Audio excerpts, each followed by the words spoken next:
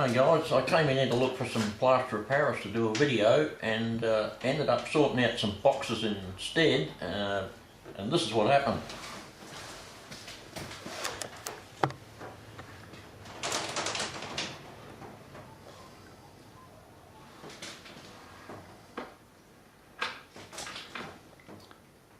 I found all these paints, scenic material, before I found the plaster. There it is in the green bag. Cleaned out boxes of buildings. There's some of them there. Heaps more ended up down the other end. Over there. But at any rate, what we'll do is we'll clean up this mess and have another go. Just like that.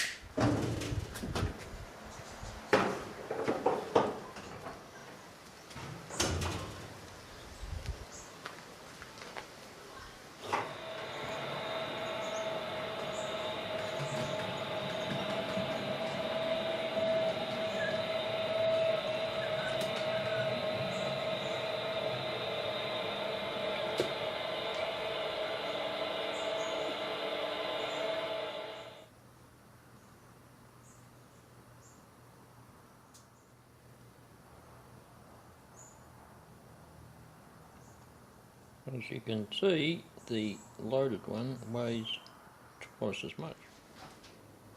As you can see, this one has a load and this one doesn't. And that makes a lot of difference between the running capabilities of both of these. That one's nowhere near as heavy as this one. And you'll find once you add a little bit of weight to these little fellas, they run a lot smoother, don't derail anywhere near as much, in fact hardly at all.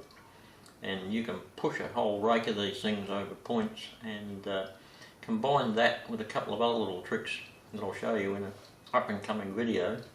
You can ensure almost trouble-free running.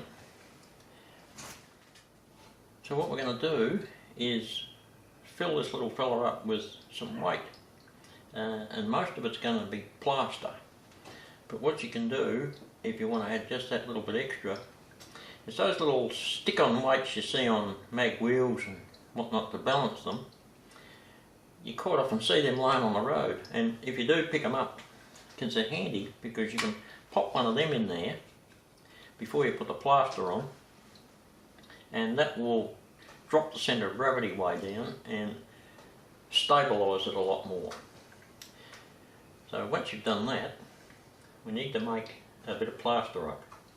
So I need a bit of water and some plaster of Paris. So you'll only need to make a little bit. So what we'll do is we'll get our old ice cream container here and put a little bit of water in it. Get our container, our packet of plaster. Use an old dessert spoon from the kitchen. And whack your plaster in there. And it's amazing how much plaster a little bit of water will swallow up. So you put a little bit in at a time, make sure it's mixed up, and then a little bit more. It doesn't really matter if you have to waste a bit. You can crunch it up afterwards after it's set and use it for scatter material like rocks and things. Right, so we've got our Orco there. We've put our little lead weight in, and we want to get some plaster into it to get a bit of weight into it. I'll just carefully pop that in.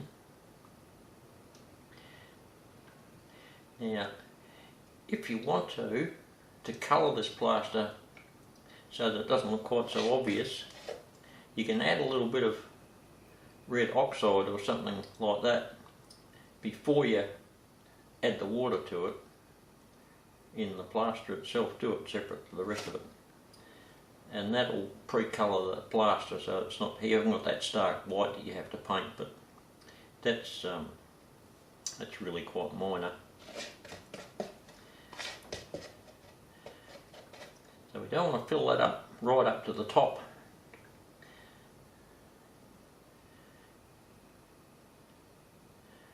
Just about there.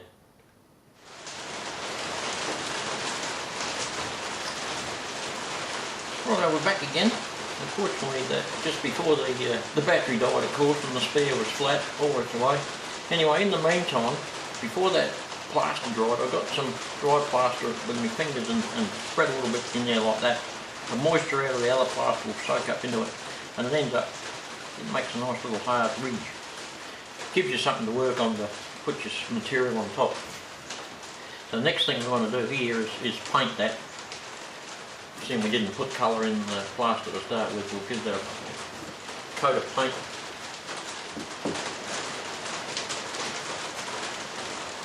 It doesn't have to be anything flash as long as it covers the plaster.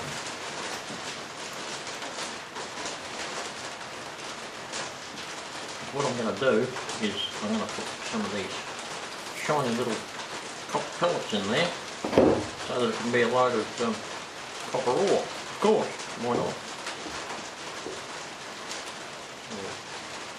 Copper bits for further refinement.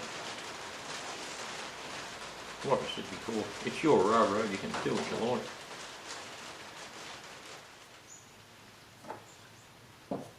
Right, we'll let that dry partially and then move on. Right, we're back. Now we'll sprinkle some of this crazy little stuff in there.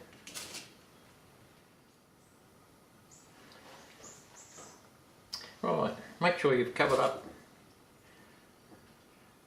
all your plaster underneath with the material that you want to put in there. That looks pretty swish. Now, to make it stay in place, remember that watered down PVA glue that I used to put the ballast on with? It comes into play here again. Shake it up again and dribble a heap of that in there, apart from on what you want to put it. It seems to be having a bit of a congeal, but that's okay. That's what we'll do. So we'll pile a bit more of this up in here in the meantime.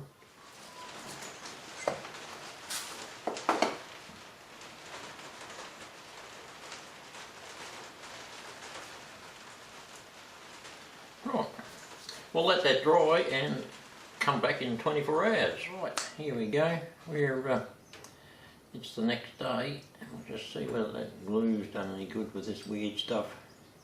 It seems to hold most of it in place. So, we're pretty well good to use it now. So on the next video that I'll make, I will show you how to streamline your points, or turnouts as you guys call them, so that you get even better running with these sorts of things.